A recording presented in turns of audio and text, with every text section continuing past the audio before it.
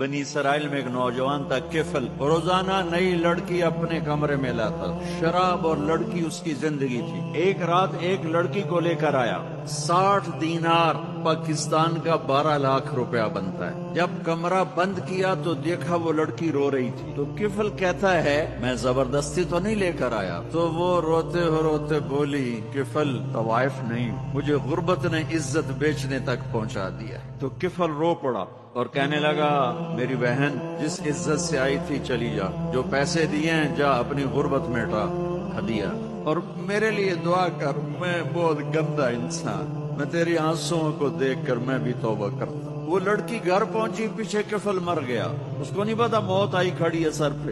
صبح جب ہوئی تو لوگوں نے دیکھا کفل کے گیٹ پہ لکھا ہوا تھا ان اللہ قد غفر للکفل، لوگوں اللہ نے کفل کو معاف کر دیا۔ یہ کیوں لکھوایا؟ کہ اب یہ ہمارا دوست ہے، آؤ اس کو عزت سے ہمارے پاس پہنچ۔